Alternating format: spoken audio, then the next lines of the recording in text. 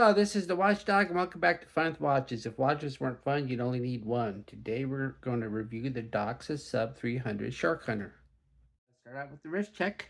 I'm wearing this Casio G-Shock GA2100, also known as the Casio Oak.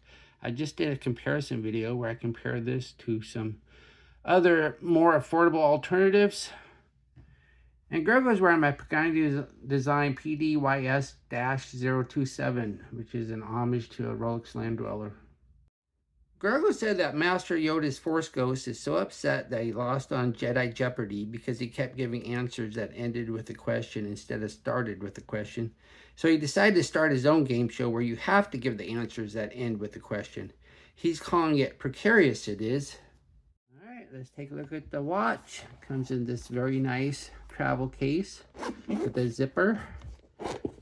And if you haven't seen my unboxing video, this video is sponsored by DOXA since they provided the watch, but they did not give it to me.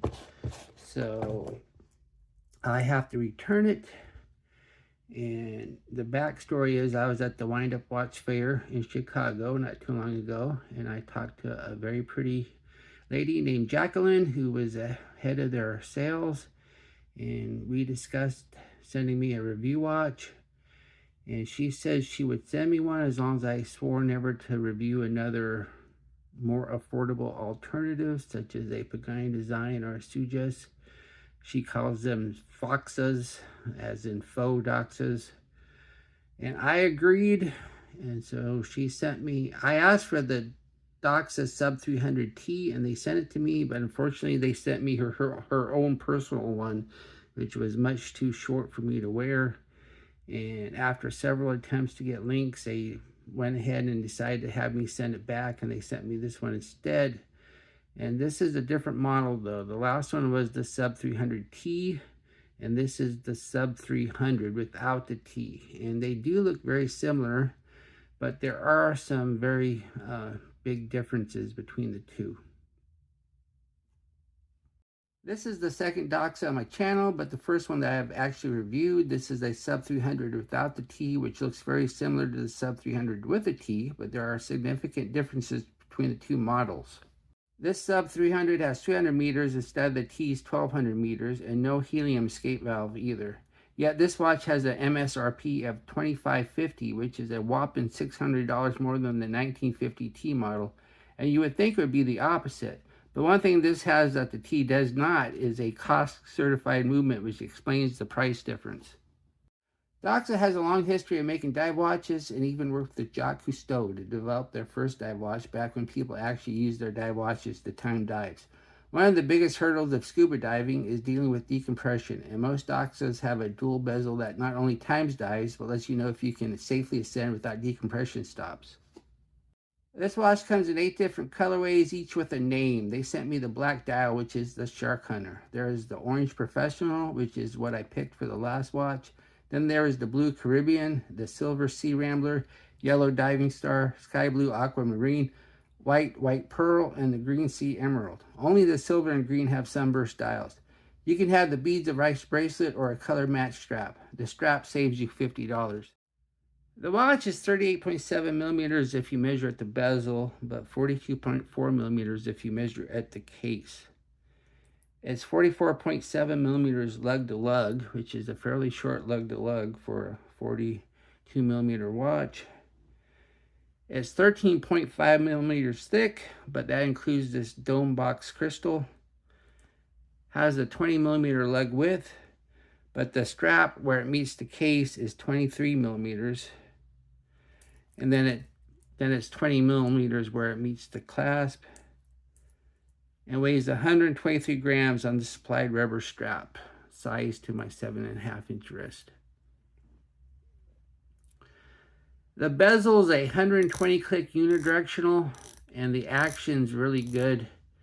It's stiff enough where you're not going to knock it out of place accidentally, but not too stiff to turn. And the clicks are nice, solid clicks, and everything lines up perfectly. And there's no back play at all.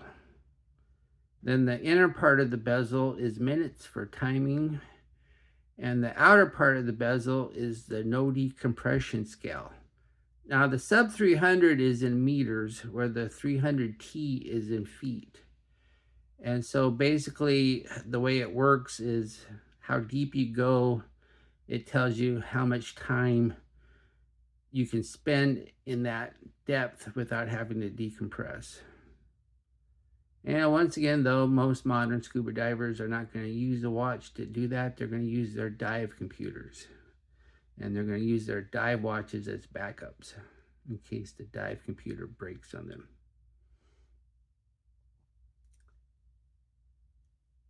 And this orange is actually a Lume pip. So it actually does glow in the dark, but not very well. You'll see later in the Lume test. Then the minute hand and this part of the bezel is orange because supposedly you can see orange better in deep water than you can see other colors. So that's why you see a lot of orange in DOXAs.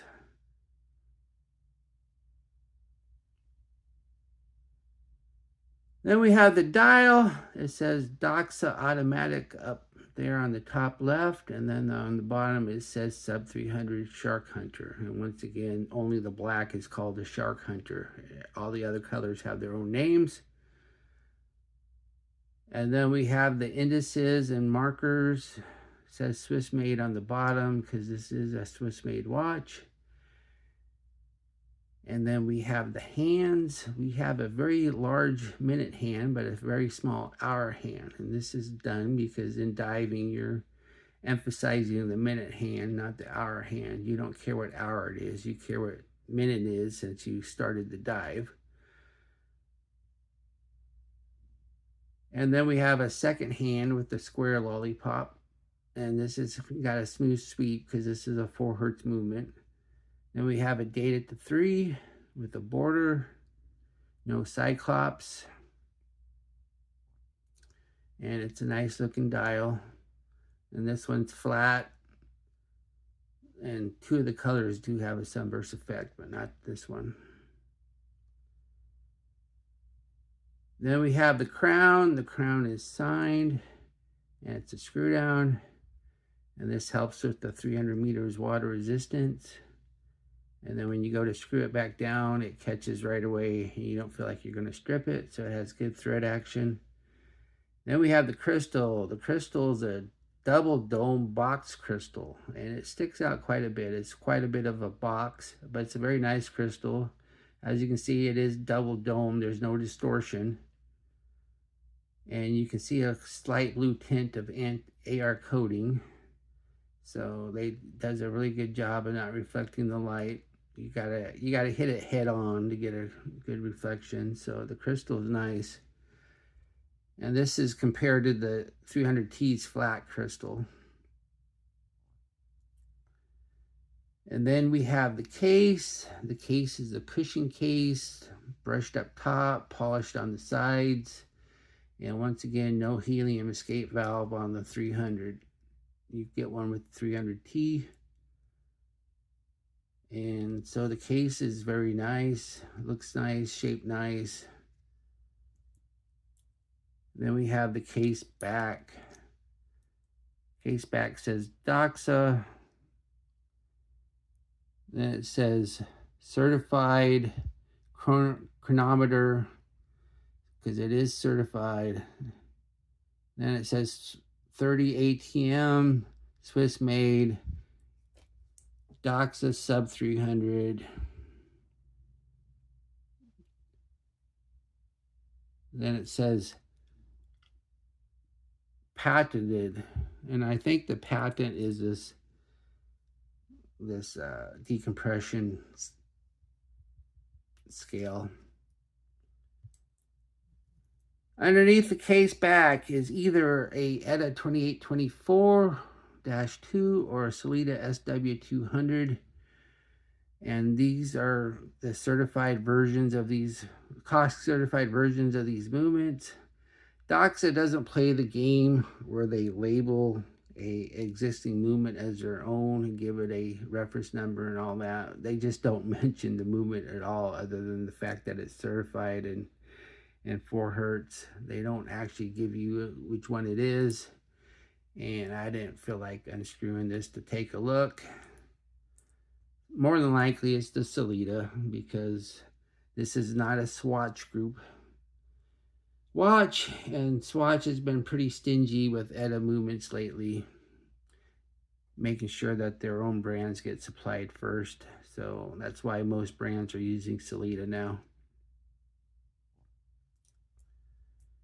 Then let's go ahead and put it on the Timegrapher and see if it's meeting cost specs. Here it is on the Timegrapher, and unfortunately it's running 10 seconds fast, which is not in the cost specs. Now keep in mind though, this is not a brand new watch. This is a review watch they sent me. So it's probably been passed around quite a bit. And so it probably just got bumped out of regulation. A little bit of beat error too. I mean, normally I'd be very pleased with this, but once again, this is supposed to be a cost certified movement, and it's not running within cost specs. The watch they sent me is on the strap. I really wanted the one on the bracelet, but this is what they sent me. It's a nice rubber strap though, and it feels good. This is one of those straps though where they cut it to size. And I got 2 holes left on each side. But here, let me show you a picture of a strap uncut. And look at all them holes. So when I did the unboxing video, I was kind of complaining about the size, but that's not really the case. Because if you get a one on the strap, there's plenty of strap to cut. So you can wear this on a huge wrist. Then it comes with a deployant clasp. And the clasp is nice. It's milled, and it has a diver's extension on the fly adjustment system. So once again, you can use it as a diver's extension, or you can cut your strap so it's about here, and then you can push it in and out as your wrist gets bigger or smaller. And there is no quick release.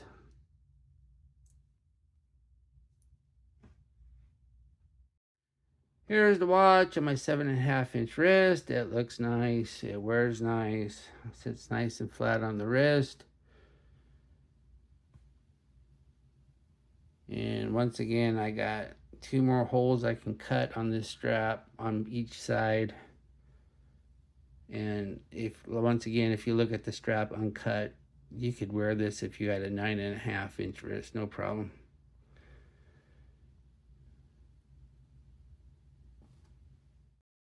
Here's the watch on a vintage leather strap. I think that looks nice.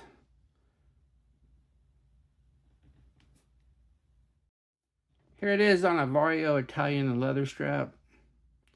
So I like that too. That was a little bit darker than the last strap I showed you. Here it is on a black Tropic strap. Since the lugs are so short, you don't see much of a gap there, so that looks nice. It almost looks like they're fitted.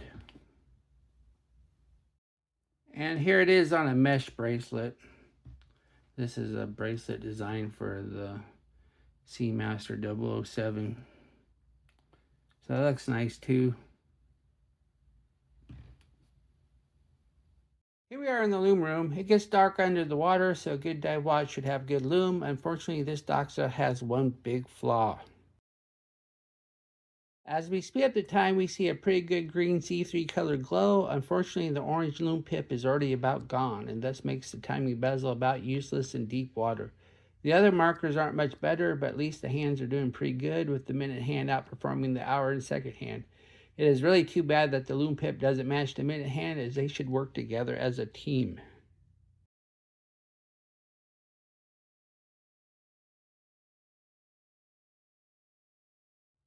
What I like about this watch, it looks and wears nice. It has an on-the-fly adjustable clasp. I like this double dome box sapphire crystal with AR coating. And I like the fact that the watch has heritage. and is important in the field of dive watches. What are my gripes and groans? The Lume pip doesn't keep up with the minute hand. No quick release on the strap. And this cost certified movement is not running within specs. Keep in mind though, this is not a brand new watch. Do I recommend this watch? Sure, if you want a dive watch with heritage, then this DOXA is the real deal.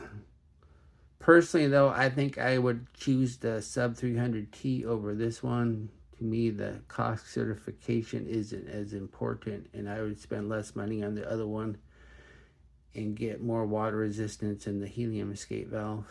Not that I need a helium escape valve, it's just if you're gonna have cool stuff, have cool stuff. Well, thank you for watching my review of the DOXA Sub 300 Sharkhunter, and I'll be back with another review. Be sure and like and subscribe to my channel. And if you like this watch, I'll leave you a link to DOXA where it can be purchased. And I do not have an affiliate link with them, but if you do buy it from DOXA, be sure to tell them you saw it on Fun with Watches, and maybe they'll send me more watches to review. And I'd like to thank my Members Choice members. There you are. Last time I looked, there was 10 of you. So that's the most I've ever had. And the current Members Choice watch is on the way. So it should be here soon. And only members get to see the unboxing though. Bye.